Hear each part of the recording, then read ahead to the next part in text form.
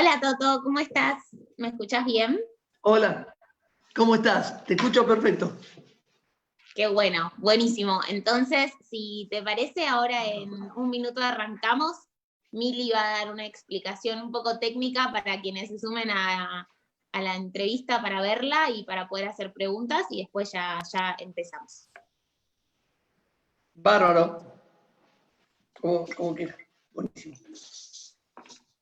Buenas tardes Toto, buenas tardes Maggie, buenas tardes a todos y todas. Muchas gracias por sumarse a este espacio, una vez más, este ciclo de entrevistas. Reimaginemos la educación, nuestras reflexiones en tiempo de pandemia.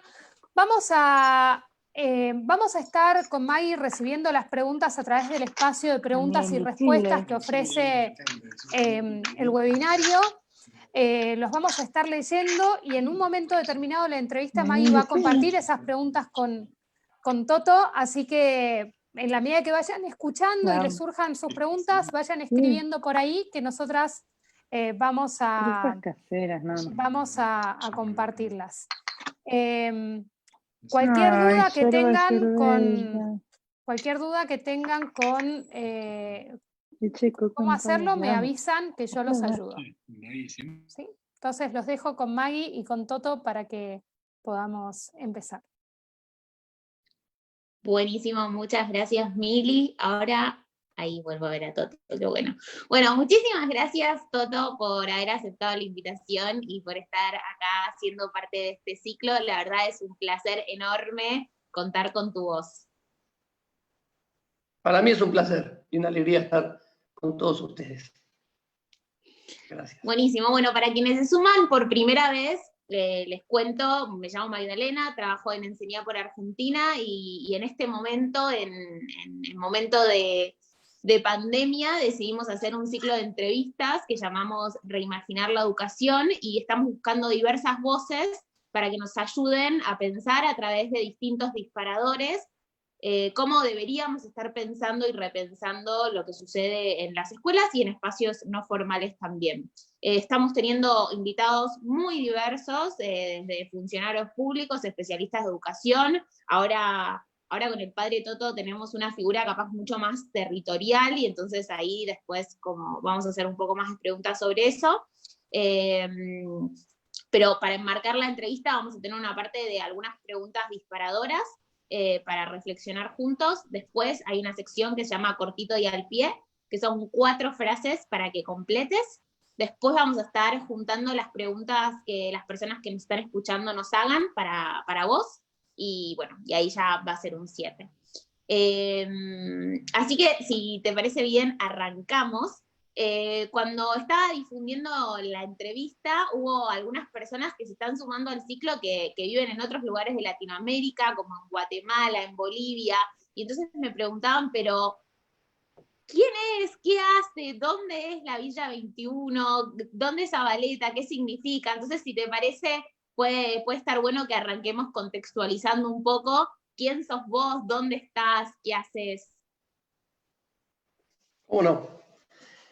Bueno, yo soy el padre de Toto, me llamo Lorenzo de Bedia y soy sacerdote y soy cura hace 29 años y hace 20 años que llegué a la Villa 21 de Barracas, que para los que no conocen, junto con Villa 21 y Zabaleta, que para nosotros es toda una unidad geográfica, es el conglomerado urbano con más habitantes de la ciudad de Buenos Aires, junto con la 1, 11, 14, son las 2 villas más grandes de Capital Federal de la ciudad de Buenos Aires, y un barrio obrero donde alrededor de 80.000 personas, en un alto porcentaje, podríamos decir 75%, son provenientes del Paraguay, o sea, paraguayos o hijos o nietos o ya bisnietos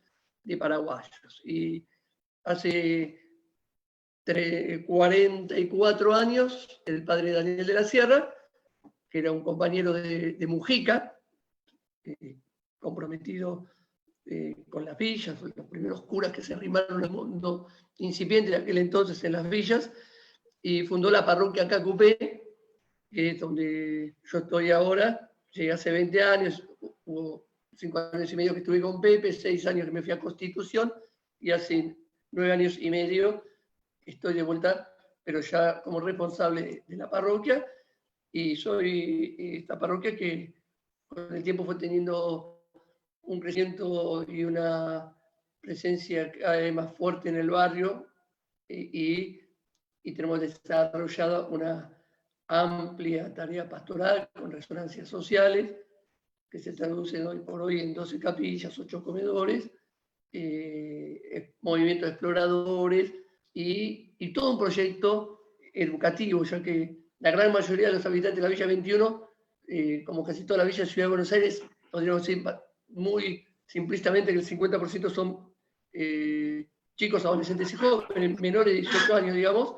Entonces tenemos desplegada un proyecto educativo fuerte que en algún momento, si quieren, se lo podemos contar.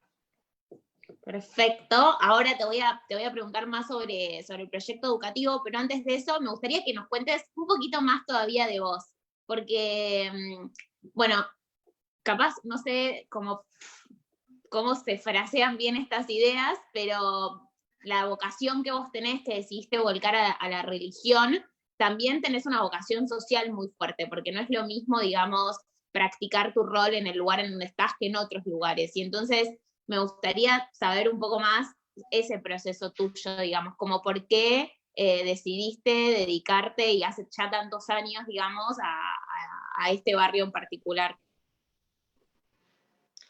Yo provengo de una familia de clase media, somos 10 hermanos, y desde chicos recibimos una educación cristiana y una sensibilidad por lo social en general. Y con esas inquietudes, podríamos decir, entré al seminario, muy chico, a los 17, 18 años, y hice el seminario, la formación para ser cura en Buenos Aires, pensando que uno podía ser cura después en cualquier lugar. Y durante la etapa de la formación del seminario, pero después apenas me ordené sacerdote, que fui a la parroquia Santa Rosa, donde además de desplegar una tarea fuerte con los jóvenes y con la escuela pública ahí, me llamó mucho la atención los conventillos y las casas tomadas que hay en esa zona de Congreso, Balvanera Sur, tirando San Cristóbal. Y con el tiempo, mi sacerdocio y mi vocación fue creciendo la inclinación por estar con la gente más humilde. Siempre tuve desde mi educación en la familia un gusto por la sencillez, por lo austero, por lo simple, y una sensibilidad también. Y el seminario empecé a conocer todo un mundo de gente de iglesia comprometida con los más pobres. Imagínate, yo entré al seminario en 1984, hacía 8 años, o 10 años, había matado al padre Carlos Mujica, recién veníamos de la dictadura, entonces figuras como Monseñor Angelelli y gente que se jugó por los pobres desde la fe, todo eso también lo fui mamando, y el compromiso de muchos en torno a eso, y entonces, bueno, se fue como metiendo todo eso en mi corazón y en mi mente, y después por una situación de cambio de cura, el cura que estaba con Pepe lo habían mandado a Ciudad Oculta, quedó vacante la parroquia Cacupé, y con el equipo de curas de aquel entonces surgió la idea de que yo fuera ahí, y con el tiempo se me fue como profundizando mi gusto por estar como cura en la villa, entre los más pobres, y bueno, eso quedó marcado, digamos que para siempre. Uh-huh.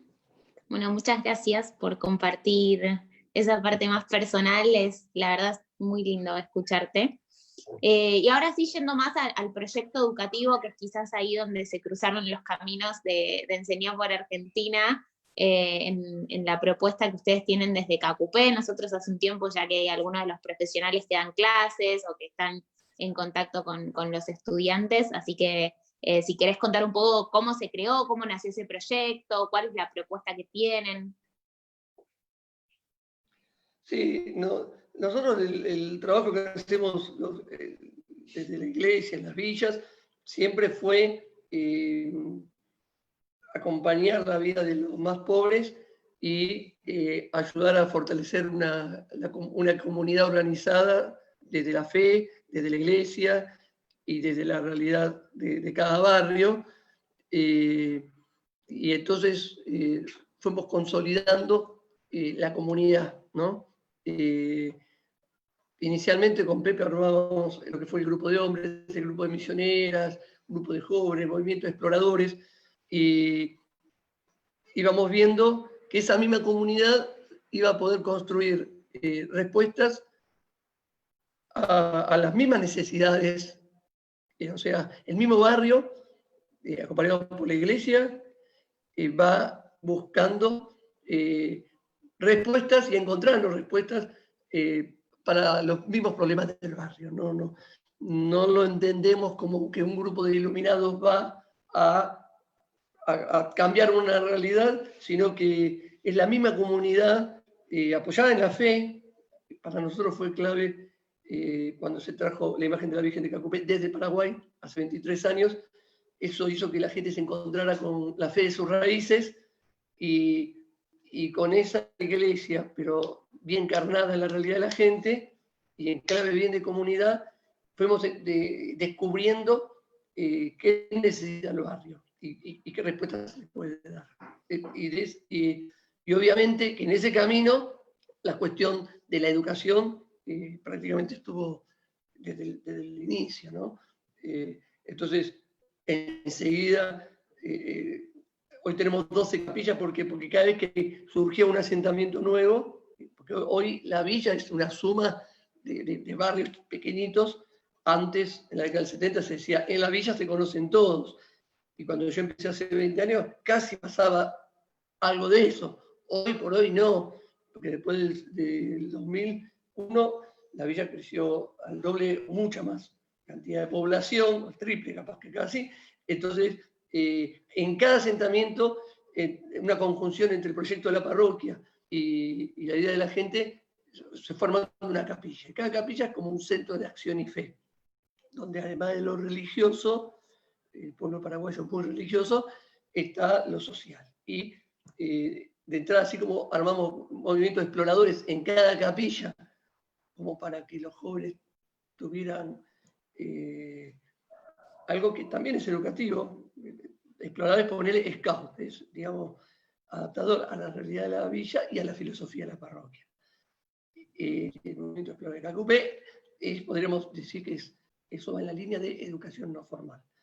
Y también, en una línea parecida, en cada grupo, así como en exploradores, todos los jefes, hoy tenemos 1000 exploradores conducidos por 130 jóvenes que son todos pibes del barrio, y en cambio, además de eso, empezamos a armar ya desde el Vamos el grupo de apoyo escolar. Y ahí sí veía más gente por ahí de otros barrios, un grupo misionero, un grupo de una universidad, un grupo que se formaba, llegaban a Cacupé y terminaban dando apoyo escolar en un sector del barrio. Entonces, esas fueron las primeras cosas educativas. Y en el año 2003... Ay, perdón, me quedé un segundo sin internet. Ahí creo que volví. ¿Me escuchás, no? Sí. Pero me perdí tu final. Me estabas o sea, escuché la parte de los espacios de apoyo, que quizás ya venía más gente que por ahí no era exactamente del barrio. Y no sé si dijiste algo más. Sí. Ah, bien, perfecto. Cada capilla, en cada capilla, además de catequesis, teníamos exploradores y grupos de apoyo escolar. Y en el año 2003, o sea, 6 años después de la llegada de la Virgen, vimos, o sea, en ese momento la realidad de los jóvenes en el barrio venían de experiencias de mucha violencia interna en el barrio, donde había como bandas, pibes de un sector del barrio no podían ir al otro. Entonces, con Pepe tuvimos la idea de encontrar un predio fuera del barrio, que sería como neutral, para que un pibe de un sector y de otro barrio puedan ir, porque todos pueden salir del barrio por algún camino, y eso generó y ayudó mucho a la unidad del barrio, porque al poco tiempo, por una donación conseguimos, inauguramos el Centro Juvenil Padre Daniel de la Sierra. Imagínate que ahí hacíamos toda la movida juvenil, al poco tiempo el pibe de un sector del barrio se ponía de novio con una piba del otro sector que eran enemigos, y eso, por ese ejemplo gráfico, digo que se fue dando una unidad en el barrio fuerte. Entonces, cuando inauguramos el centro juvenil, elegimos como principal institución un centro de formación profesional. Hicimos un convenio con el Ministerio de Educación de la Ciudad de Buenos Aires. En ese momento era Daniel Filmus el ministro, el jefe de gobierno era Ibarra, y fundamos el Centro de Formación Profesional número 15, que es un convenio entre la parroquia y el gobierno de la ciudad, y hoy lleva eso ya 17 años. Al principio empezó de a poquito, hoy tenemos en el Centro de Formación Profesional, que está ubicado a 6 cuadras y media de Cacupé, en la calle Pepirí. Pepirí entre Santo Domingo y Río Cuarto. En todo este tiempo han pasado miles, pero miles de jóvenes que fueron creciendo, se fueron formando ahí. Hoy tenemos los cursos más fuertes son los de herrería, soldadura, mecánica, y después tenemos todo lo que es la línea gastronómica, panadería, etc. Y por supuesto también hay otros como electricidad, y después, bueno, informática, y la línea más artística, escultura, artesanía en velas, artesanía cerámica y otras cosas más. Es un proyecto muy fuerte, bueno, en la línea de capacitación laboral, ¿no? Fomentar el trabajo, etcétera, ¿no? Entonces, esa fue la primera institución educativa fuerte que tuvo la parroquia. Después también tuvimos siempre una alianza, por decir alguna palabra, muy estrecha con la escuela pública. Nos fuimos a presentar a todos los colegios públicos, jardín, primario, secundario, y hemos hecho encuentros de docentes, venía, me acuerdo, Bergoglio, para generar una ida y vuelta con los docentes, que muchas veces por eso, venían formándose con otra escuela, de otro formato, y ustedes hablan de algo parecido a reinventar la escuela, que es lo que siempre todos pensamos que tiene que haber, ¿no? Entonces, docentes que se formaron no para una población de pibes de la villa, que entonces nosotros el hecho de reunirlos, la parroquia se ofrecía, funcionaba como un nexo entre los docentes y el barrio, que después se termina traduciendo en que te llaman por un pibe que tiene un problema, o algo más simple como traemos a la parroquia las viandas que sobraron porque llovió mucho y faltaron mucho. Eso. ¿Y eso lo siguen haciendo? Los encuentros docentes sí, los vamos a invitar, los tenemos que invitar. Estuvimos mal y no invitamos. Es el último, normalmente es el último lunes de octubre, lo solemos hacer. Pero bueno, ahora vamos a ver con todas estas cosas qué fecha ponemos y se la vamos a avisar. Buenísimo. Es un encuentro muy enriquecedor porque, bueno, es como se comparten las vivencias educativas con la población de la villa, ¿no? Hoy tenemos escuelas en la villa, que ahora le voy a hablar, pero antes, dentro de la villa no había ningún colegio, todos los colegios, me refiero al secundario, el primario tampoco había dentro, pero había alrededor colegio con 100% alumnos de la villa. Pero así todo, a más distancia hay muchos colegios y cada vez más, porque la villa fue creciendo mucho, que tiene muchos pibes de la villa, y son colegios que a lo mejor están a 10, 20 o 30 cuadras, los secundarios históricos, como el de República del Líbano, Joaquín B. González, bueno, son lejos de la villa, digamos. Claro. Y bueno, y se daba algo muy, muy piola. Y después, bueno, en un momento nos cayó la ficha de armar un secundario. Bueno, como veíamos esas limitaciones, no criticamos totalmente, sino al contrario, nos apoyamos en directivos de esos colegios. Entonces, primero fue, nosotros alentamos, había en esa época una discusión, 2005, 2008, 2007, una discusión había de que hacer un colegio dentro de la villa sería promover el gueto en la villa. Y nosotros... Claro, porque solo iban a ir los chicos de ese barrio. Claro.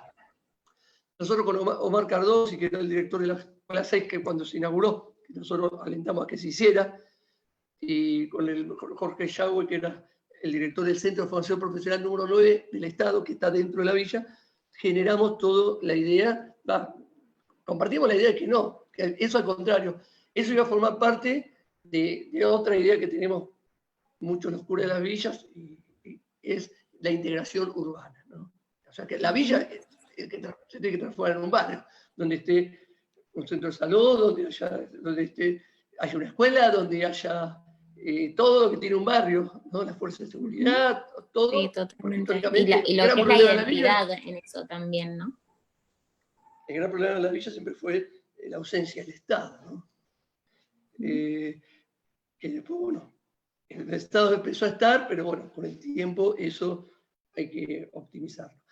Y además de la creación de escuelas dentro de la villa, creamos una escuela parroquial propia, con esa idea de tenemos que inventar una escuela que responda a lo que el barrio necesita, en línea de integración urbana. De hecho, terminó pasando que gente de otro lado viene, no la mayoría, pero alguno que otro de otro lado viene a nuestra escuela. Entonces, hace 10 años, ahora vamos a cumplir 11 años, fundamos el Colegio Secundario Cacupé. En su momento fue un convenio en el Ministerio de Educación de Nación, de esa gestión del 2009, puso el dinero para construir el edificio. Ciudad obviamente puso a los profesores y la parroquia la que lo hace. Y inauguramos el Colegio Secundario. Inicialmente fue para pibes que tenían una experiencia de fracaso escolar, con 2 años de repetición tal vez. De 16 años en adelante, y logramos en su momento que pudiera ser de alguna manera como CEN, que en 3 años terminaran el secundario. Es lo que fue el turno tarde. Después cuando terminamos, porque al principio lo hicimos a pulmón, en los mismos salones parroquiales, muy precarios. Cuando pudimos terminar la construcción, que ya existía el colegio, nos entusiasmamos tanto y inauguramos el turno mañana, que es pero ya más, digamos, convencional, 13 años, primer año. Entonces tenemos hoy por hoy el primero a quinto año a la mañana y el que es tipo CEN a la tarde. Y en ese mismo momento... ¿El que es a la tarde y el que es a la mañana tienen alguna orientación? Sí, el de la tarde es informática.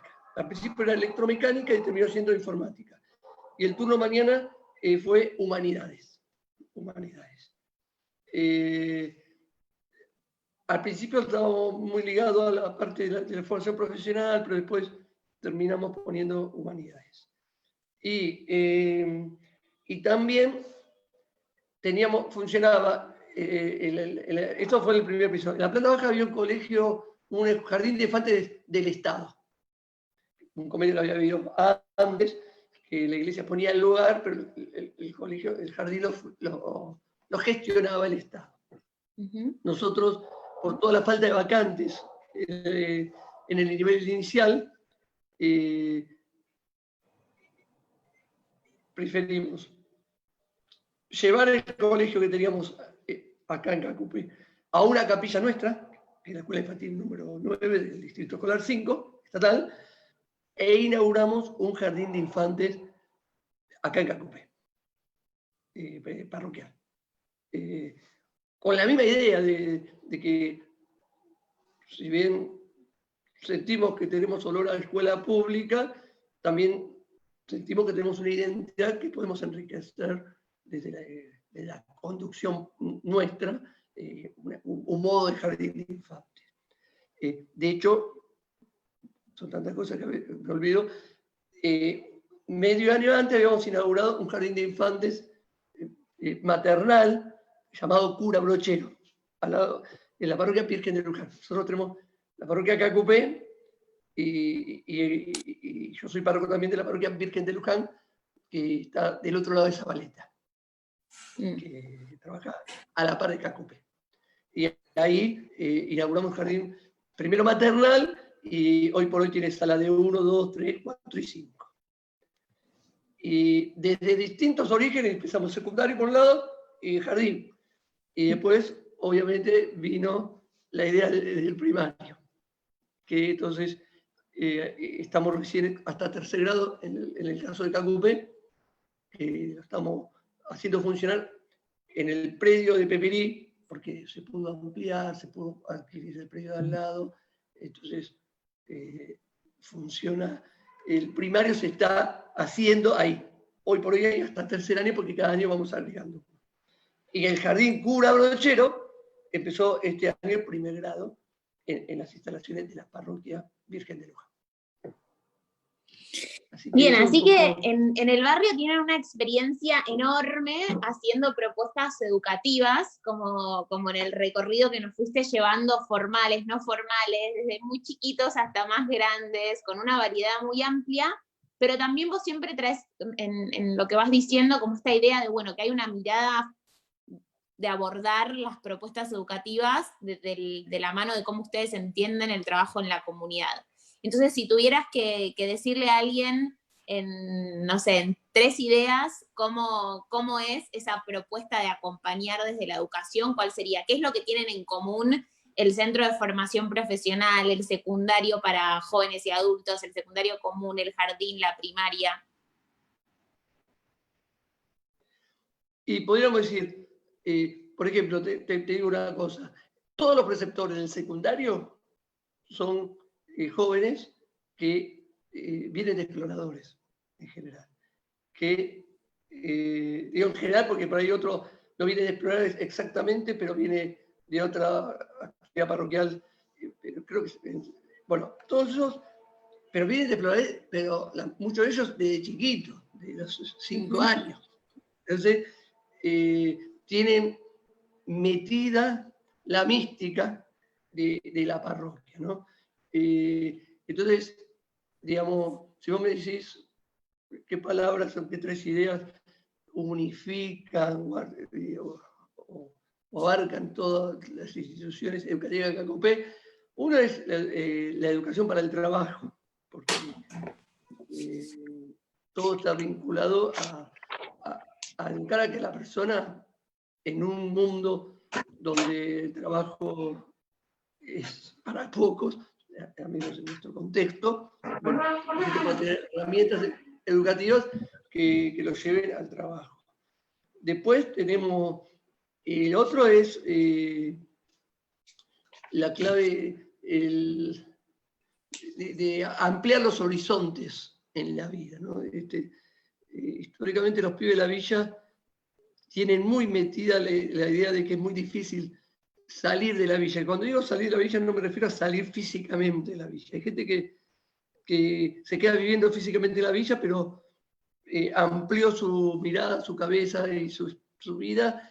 Y en cambio hay gente que por ahí se mudó afuera de la villa y no salió porque, digamos, transmitirle o ayudarle a descubrir que puede dar mucho más de lo que cree, ¿no? De lo que la sociedad le dice y bueno, la marginación viene de afuera hacia adentro, pero también viene de adentro hacia afuera, se automarginan muchas veces. Entonces, así como decimos educar para el trabajo, podríamos decir elevar las aspiraciones a lo cual puede llegar a alguien, que de hecho, bueno, tenemos pibes que hablo ya en general del proyecto de la parroquia de la Cupé, de todo el proyecto, porque también el proyecto educativo está en el marco, bueno, te dije los exploradores, por ejemplo, de un proyecto juvenil, ¿no? De pastoral juvenil. Cuando digo pastoral juvenil, para nosotros no es que decimos pastoral juvenil, entonces es enseñar a rezarle el rosario a los chicos, que también lo hacemos, pero es pastoral el sentido propio de la palabra, de acompañarlo, pastorear la vida de los pibes y llevarlos por buenas sendas. Y entonces, en ese sentido, tenemos pibes, gente de la parroquia que han llegado, bueno, que son abogados, que hoy estuvimos con uno que está estudiando medicina, que fueron creciendo desde el punto de vista educativo, ¿no? Excelente. Bueno, entonces recapitulo un poco estas tres ideas que me parecen muy valiosas. Hablaste de la educación para el trabajo y el trabajo también como el poder de inserción que tiene dentro de un mercado que no está abierto para todos y todas en este momento. El ampliar horizontes o elevar las aspiraciones y esta idea de acompañar como desde el pastoreo, que es una imagen muy bonita también para regalarles a quienes nos están escuchando. Y capaz yo agregaría por lo otro que te estoy escuchando hablar, esta idea que trajiste al principio de trabajar junto con la comunidad, ¿no? En descubrir cuáles son esas necesidades y en poder dar respuesta, como muy desde el codo a codo y el haciendo juntos, que creo que también es como una impronta muy particular del trabajo que ustedes hacen. Pensando entonces... Sí, perdón, decime. Perdón, te agrego en esa misma línea un lema que tenemos, que por ahí está dirigido, si querés, a todos, ¿no? Pero tal vez a los docentes o a la comunidad educativa en general, tenemos como lema amar para educar, ¿no? Donde promovemos el compromiso que tiene el educador, ¿no? Que hay un presupuesto si no amo, no voy a educar bien, ¿no? Eso, y a veces se puede traducir en algunas frases, por ejemplo, que en los ámbitos educativos del KQP, y pensamos que es bueno que sea en todos lados, es lo más importante es hacer lo que se necesita más que lo que corresponde. Hay que hacer lo que corresponde, pero a veces el director tiene que baldear el patio, porque son necesidades que surgen, ¿no? Uh-huh. Y eso también, ¿no? Hacer lo que se necesita, porque a veces en el ámbito educativo nos quedamos en hago lo que me corresponde, y quedarnos conceptualmente en eso solo nos puede limitar nuestra acción. Bueno, me diste pie con esa idea a lo otro que te iba a preguntar, porque cuando pienso en este proyecto educativo que nos estás como tratando de ir pintando con tus palabras, la escuela y estas propuestas exceden obviamente como el tema de contenidos, y el acompañar va mucho más allá de eso. Y entonces en este contexto tan especial que estamos viviendo de pandemia, de cuarentena, de una situación como una crisis económica muy grande en el país, que obviamente golpea siempre a los contextos más vulnerados, y que entonces seguramente todo el rol de la comunidad educativa y de todo, como toda la parroquia también en general, pasó mucho a hacer esto que se necesita y quizás no solo que corresponde. Como ¿cuáles crees vos que son los mayores desafíos que se estuvieron viviendo en estos meses y cómo estuvieron ustedes acompañando eso? Bueno, por un lado, acompañado con gente buena como ustedes, que nos están ayudando en la capacitación para brindar enseñanza a través de redes sociales, de modo virtual, y eso en los distintos niveles y de distintas maneras es el gran desafío, con lo cual se incorporan cosas que se saben que después de la pandemia, si es que va a terminar, que seguro que sí. Ojalá que sí. Pero igual, esto no es un paréntesis, no es que ahora se hace todo esto por internet, virtualmente, y después termina todo y esto se tira todo, no, de todo esto, así como otras cuestiones generales de la pandemia, estamos incorporando elementos que van a enriquecer lo que venga después también, ¿no? Todo esto, el otro día hablaba con las maestras jardineras, ponele, decía, es impresionante el nivel de comunicación que estoy teniendo ahora, mucho más que el que tengo siempre. Y eso es con las familias, por ejemplo, ¿no?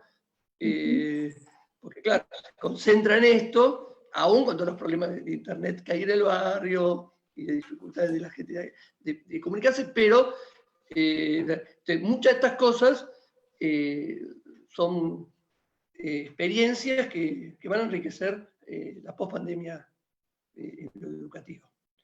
Y después, bueno, también para nosotros una experiencia fuerte es acompañar a las familias de los contagiados, de los contactos estrechos. Tuvimos gente de nuestras comunidades educativas, madres, padres, alumnos, chiquitos, docentes, directivos, personal auxiliar, que se han contagiado, pero con esto de la clave de comunidad de todo esto, nada bajó, digamos, el nivel de servicio, ¿no? Te pongo un ejemplo. En otros ámbitos se contagiaron 3, 4, se cerraron servicios. Para nosotros, esto en general en la villa también pasó con otros comedores que no son de la parroquia, etc. Hay tanto clima de comunidad que el recambio se pudo dar con mucha serenidad y con mucha naturalidad y con mucho compromiso y con mucha organización, no porque seamos unos genios, sino porque la protagonista de todo esto es la comunidad, de ninguna persona. Y eso también. Bien, es un mensaje, por un lado, muy esperanzador, ¿no? Como en este contexto, como quizás la comunidad a veces resurge y se hace más fuerte. También, bueno, como cómo hacer para acompañar a esa comunidad que quizás sin acompañarla también con recursos que son derechos, sigue quedando como muy en desventaja y muy vulnerada. Y entonces, capaz, esto da pie a mi última pregunta antes de pasar a la otra parte de la entrevista, que tiene que ver con si vos pudieras hacer un pedido o una invitación o un ofrecimiento sobre la realidad de la comunidad, como poniéndote en la voz de esa comunidad, ¿qué dirías, qué pedirías, qué ofrecerías? Y en la línea de lo que estamos hablando, más allá de que podemos conseguir determinadas plataformas para acceso a Internet en determinados ámbitos, lo hemos pedido y lo seguimos pidiendo, es que haya acceso a Internet gratuito en toda la villa. Eso es súper necesario, porque gente que va por ahí a otros colegios y no siempre, no en todas las escuelas, estoy hablando, por ejemplo, gente de escuelas públicas de nuestros barrios, en general son súper comprometidos y encuentran nuevas maneras de llegar. Pero en otros lados, no siempre el docente está totalmente abocado a encontrar nuevos caminos si es que no sé, el alumno no hizo la tarea, pero no tiene la contemplación de que, porque no tiene plata para pagar internet, digamos. Entonces, eso no siempre se lo mira desde el otro lado. Entonces, me parece que los lugares más pobres tienen que tener un acceso gratuito a Internet. Eso me parece. Y de la mano clave. de eso, ¿crees que solo el acceso alcanza? O sea, con el acceso, la conexión alcanza, ¿con qué tantos dispositivos hay disponibles para conectarse a una red de Internet si es que existiese? No entiendo, porque yo soy medio bestia para la... Claro, como cuántos chicos y chicas tienen celulares o compus en sus casas que si hay una conexión de Wi-Fi vos decís como, bueno, está bien, se van a poder conectar, porque capaz, pienso en realidades en donde en las casas hay un celular que funciona bastante mal y aunque haya internet como igual, se les queda sin batería a los 5 segundos o no les funciona más de 1 hora prendido. Vos lo que estás haciendo, y me viene bien lo que vos me decís, está como ampliando lo que yo digo, digamos, también que haya acceso a Internet, pero que haya, que tenga celular, que pueda tener la netbook, que pueda tener la computadora en la casa. Sí, por supuesto, eso falta un montón. Sí, eso es algo súper necesario y sí, a veces pasa eso. A veces está el acceso, pero no está el elemento. Eso sí es una necesidad realmente importantísima. Y si vos me decís pedido, sí, podemos pedir eso. Tablets, netbook, celulares. O sea, para que la gente tenga esa herramienta que en este momento estamos descubriendo que es más importante de lo que pensábamos, ¿no? Así como por un lado... que termina siendo un factor de acceso, ¿no? Como que sin eso ya hay una parte de la propuesta educativa a la cual no se puede acceder. Entonces, es como bastante limitante, ya no es algo que bueno, qué lindo tenerlo, sino que es necesario. Bueno, muchas gracias por toda esa primera parte. Ahora voy a pasar a la parte en donde te voy a invitar a completar frases incompletas. Son 4 las que tengo para ofrecerte y la primera dice lo siguiente. Mi mayor aprendizaje de este contexto es... Mi mayor aprendizaje de este contexto es que hablo de nuestro barrio y de la Villa 21 y Zabaleta, y podría hablar de otras villas porque estamos muy en comunicación con los curas de otras villas, tanto de capital como de conurbano, es descubrir o redescubrir, o no, descubrir que la fuerza de nuestras comunidades son mucho más grandes de lo que uno creía, ¿no? Hablo de comunidades de nuestras parroquias, que tienen presencia fuerte en el barrio, pero cuando hablamos de nuestras comunidades parroquiales, enseguida se unen a la comunidad barrial, a los militantes sociales, a los referentes de los comedores, a los que son, descubrieron que la vida es para compartirla y ayudar al otro. Y bueno, eso es para mí el mayor aprendizaje, porque uno se da cuenta que no es...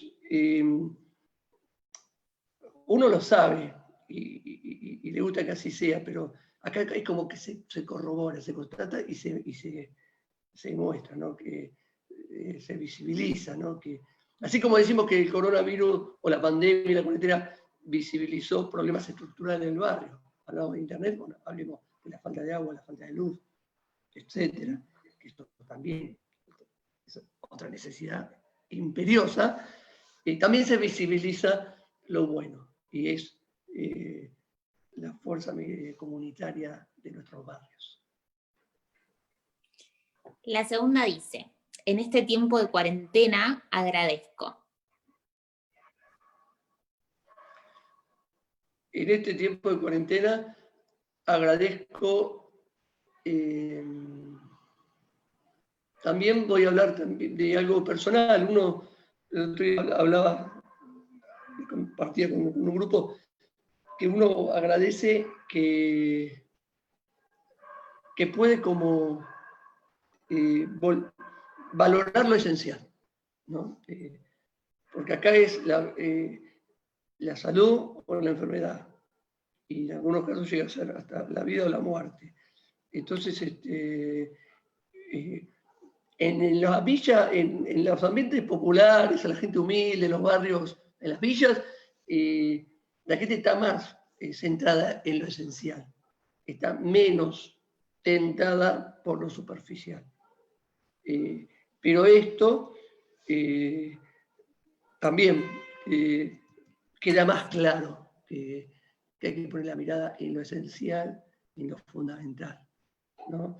Y yo como cura también, por ejemplo, yo me siento más cura que nunca ahora, porque yo, difuntos que hubo, porque hubo difuntos de coronavirus y difuntos de no coronavirus, estuvimos ahí al lado acompañando a la familia.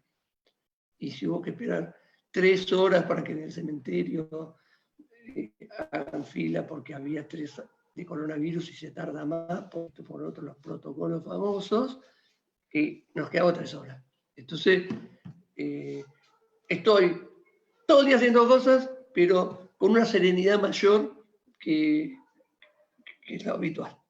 Y eso creo que en muchos pasa algo parecido. Es como, estamos muy activos, pero muy serenos también, y eso también uno mismo rescata lo más esencial, ¿no? Cuando en otro momento el problema es si este chico tiene más ego o el otro, qué sé yo, ahora es que hay que llevar la comida a esta vieja porque está sola. Entonces, es lo esencial. Poner el foco. Cuando en otro contexto es si se peleó fulano con mengana y qué sé yo, y qué sé cuánto, esas cosas, no sé, las veo menos. Veo más decir, bueno, che, ¿quién se ocupa de llevar al médico a esta tipa que no le dan bola porque está colapsado o por colapsar el sistema de salud, pero hay que ir y mostrar que tiene quien pelee por ella? Y bueno, y uno del grupo de hombres tiene el auto y dice, padre, estoy al pedo. Bueno, vamos. Ese tipo de cosas realmente son cosas para agradecer. La tercera dice, si tuviera que elegir una palabra que me deja el COVID-19 es... Una sola tiene que ser. Una sola. Es la más difícil de completar esta frase. Solidaridad. Y la última, lo que tiene que estar presente cuando reimaginamos la educación es...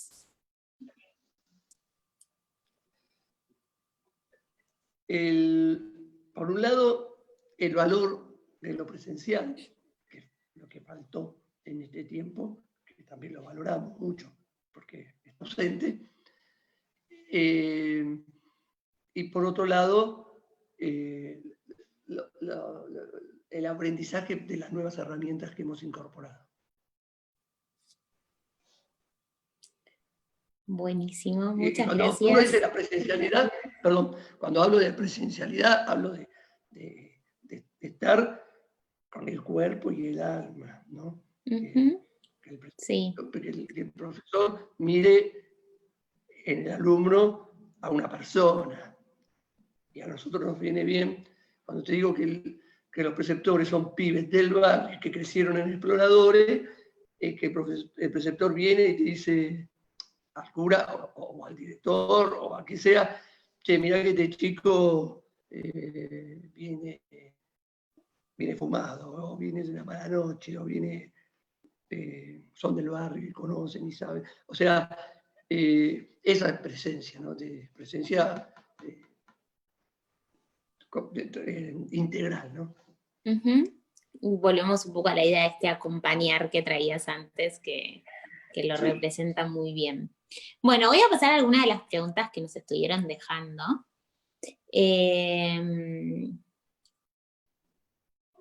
algunas son capaz más específicas y otras más amplias de las que estoy viendo. Bueno, acá hay una pregunta interesante. ¿Cómo están haciendo para acompañar, tanto a nivel educativo como social, a los niños, las niñas y los jóvenes hoy con la cuarentena que estamos viviendo en Buenos Aires? Y bueno, es mucho lo que estamos diciendo, ¿no? Acompañarlos es estar atentos permanentemente, bueno, dónde están, qué les pasa, qué necesitan, y por eso tenemos todos, por ejemplo, yo te hablaba de exploradores y todo el proyecto de pastoral juvenil que tiene la parroquia, incluyendo la gente de la escuela de oficios y los profesores, todo. Hoy por hoy, todo eso están al servicio de lo que se necesita. Entonces, al principio fue hacer el relevamiento de los adultos mayores, después fue organizar la campaña de vacunación, después fue llevarle la vianda, o ya digamos, ¿no? Llevarle la vianda a los adultos mayores o a los que, y después a los que están en contactos estrechos que se tienen que aislar, o los que, bueno, uno ve que el gobierno de la ciudad está presente, pero a veces hay cosas que faltan, bueno, no pone la carne, bueno, nosotros buscamos entre los comedores y llevamos carne a quienes lo necesitan. Y todo eso es acompañando, eso estamos acompañando a los chicos, adolescentes y jóvenes, porque son de esas familias, ¿no? Y después, bueno, explotando las redes sociales, bueno, aprendiendo, capacitándonos, como ustedes también nos ayudan, y los docentes hacen permanentemente reuniones así entre ellos para ver los caminos, y hay mucha comunicación con los chicos, con los adolescentes, con los jóvenes, con las familias y eso. Y la manera de comunicarse es, me imagino que quienes pueden con WhatsApp, que es el medio más común de todos, pero en este momento, pero también hay algo de igual como de ir a buscar a quienes no están pudiendo encontrar de manera virtual. Sí.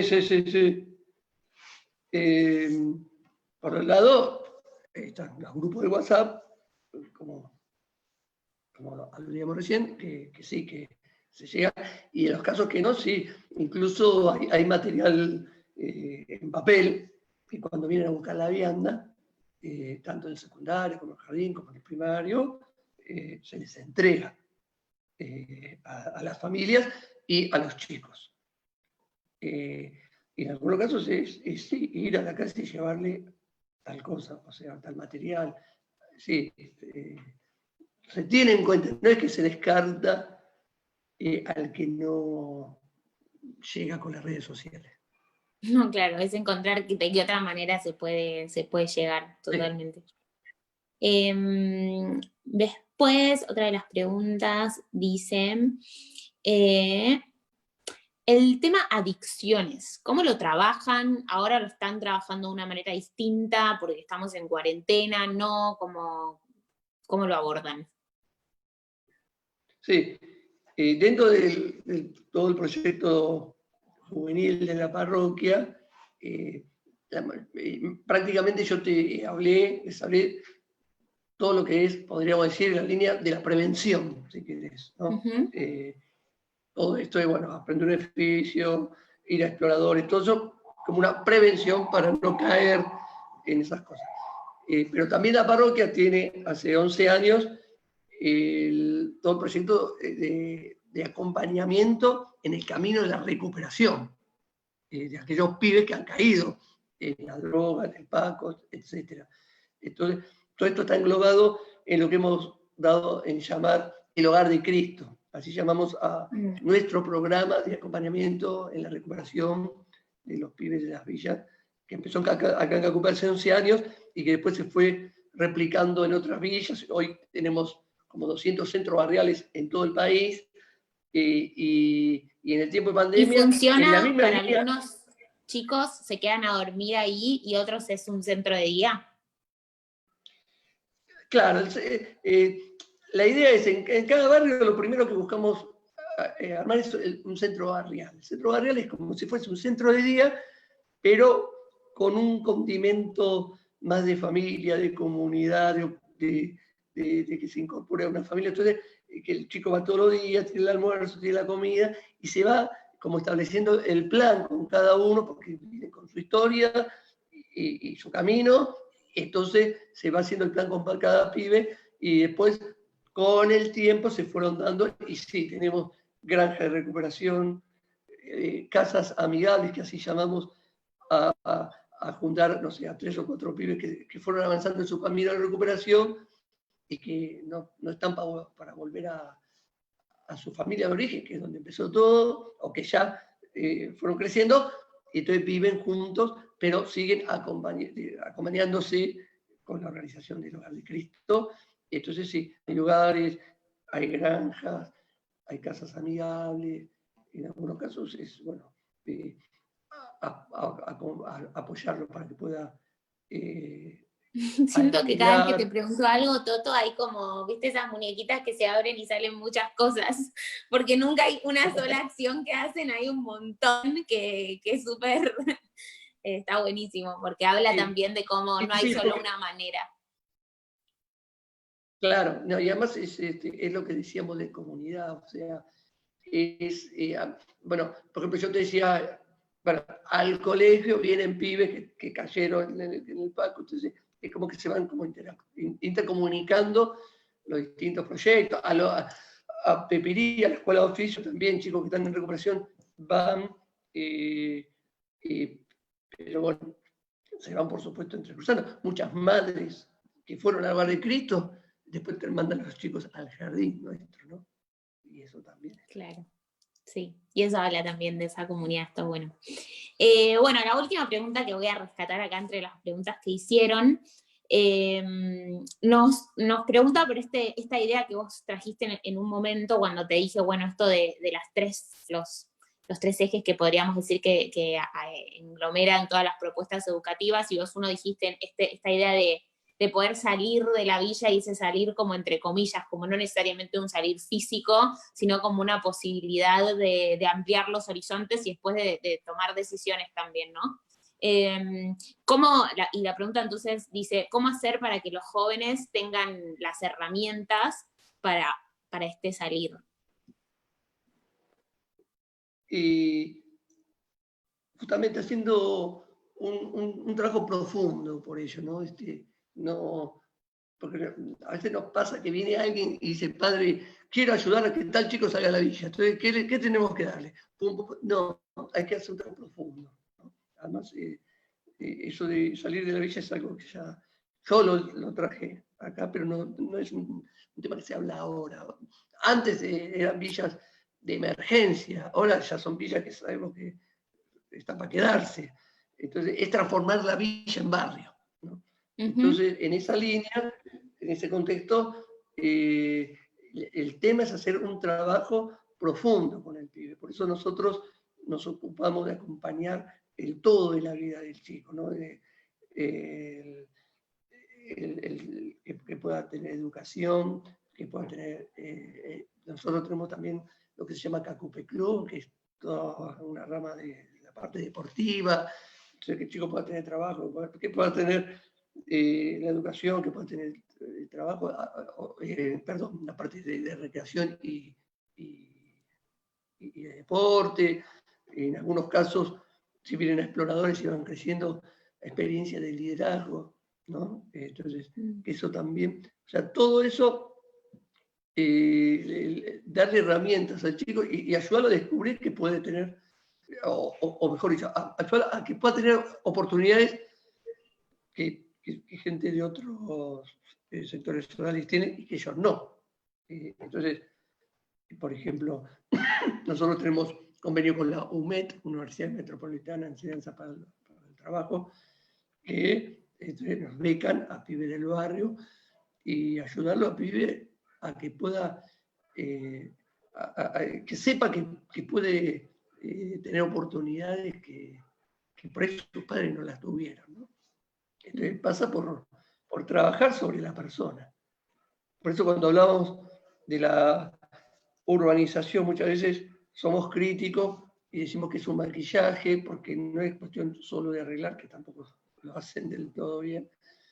No pasa por arreglar la infraestructura nomás, sino hay que trabajar sobre lo social, ¿no?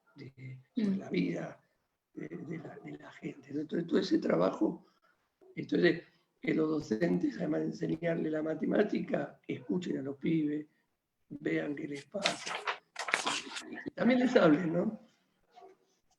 Recién, hace un ratito, vos hablabas de esto de amar para educar, ¿no? Como educar desde ese amor, y también ahí entonces con esto que traes al final, yo diría que para la libertad, o sea, desde el amor y para la libertad, para que ellos efectivamente puedan ir tomando las decisiones que quieran tomar, que obviamente van a ser muy válidas, pero siempre que hayan podido tener acceso a todo lo que el resto también tiene acceso, y no que el lugar de nacimiento determine a qué accedes o no. Sí. Bueno, ahí ya terminé con mis preguntas, y te agradezco un montonazo por todas tus respuestas y por todas tus reflexiones. Me parece súper interesante haber podido traer a este espacio una voz en la que vos también pudiste traer mucho a la comunidad. Te agradezco un montón. Y bueno, te quería preguntar igual si hay algo más que por ahí yo no te pregunté y que te parece importante poder decir, o que te quedaron ganas de decir, y entonces darte el espacio para que lo puedas hacer.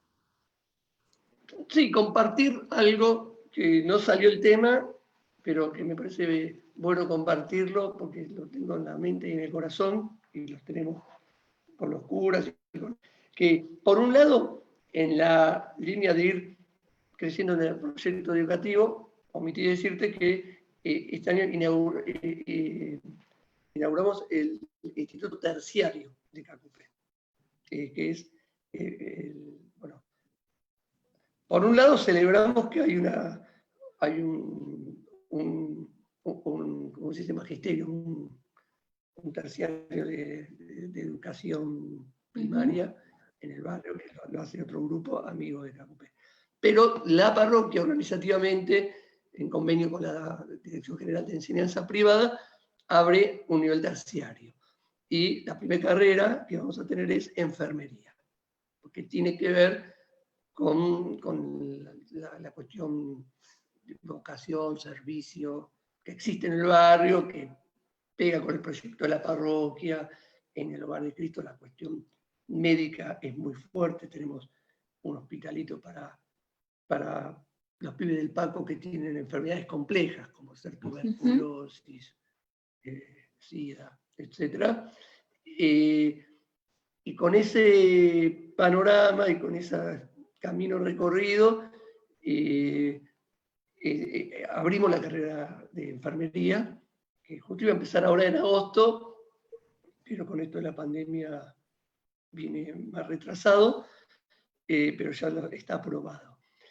Y al mismo tiempo de esto, en este tiempo de pandemia, entre toda la organización de los pibes que se ocupaban de llevar la comida de todo el servicio que como comunidad organizada podemos brindar, se fue dando, casi sin provocarlo mucho, se fueron reuniendo enfermeras del barrio, que son, no sé si 5, 6, 7, con una hermana consagrada que es enfermera, que se fue metiendo en este tema cuando el centro de salud no alcanzaba los vacunadores para la vacuna antigripal que se dio al principio.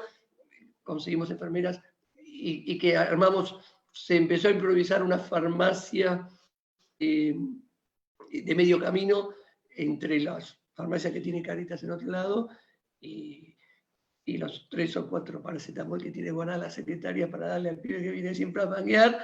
Entonces vamos organizando un servicio de farmacia, de salud, de acompañamiento, porque con todo este lío, como decía yo antes, te dije que llevar al médico a una persona es más complejo y todo eso. Entonces empezó a darse toda una experiencia de acompañamiento en temas de salud que va a ser una fuente buena para esta carrera de enfermería, ¿no?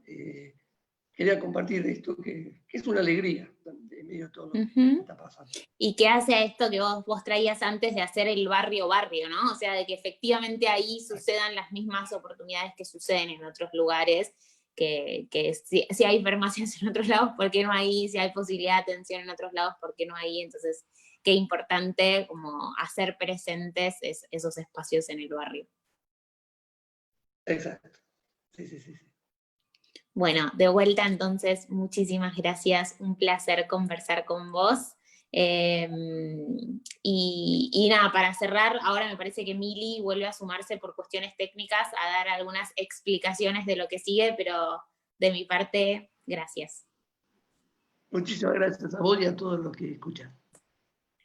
Muchas gracias, Maggie, muchas gracias, Toto, súper interesante, qué lindo tener una voz desde la comunidad. Voy a compartir las redes de Enseñar Una voz un poco afónica. Una voz un poco afónica para la introducción. Y bueno, es la voz que estaba y está buenísimo que sea así, me encanta. Voy a compartir las redes de la Fundación en la pantalla para que las personas que nos están escuchando puedan seguirse sumando a nuestras entrevistas, puedan seguirse enterando de los espacios, contarles un poco que estamos ofreciendo estos espacios de entrevistas virtuales. La siguiente va a ser dentro de 2 semanas. Va a estar en nuestro Instagram, en nuestro Facebook, cómo se pueden inscribir. Y además también, bueno, hay espacios que están destinados para profes, para docentes. Este jueves vamos a tener un encuentro virtual de aprendizaje sobre cómo trabajar las Google Apps para utilizarlas en las clases. Así que estamos también compartiendo las cápsulas de aprendizaje puro con contenidos vinculados a habilidades académicas y socioemocionales que sirven también para entender cómo seguir trabajando con los estudiantes en este contexto. Son todas herramientas compartibles vía WhatsApp, de modo tal que puedan ser accesibles para todos y todas.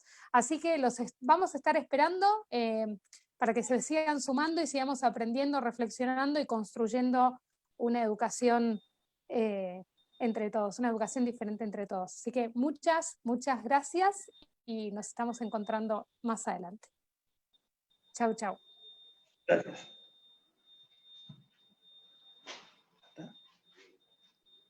Entonces le puede pasar a la gente en otros colegios. ¿O no?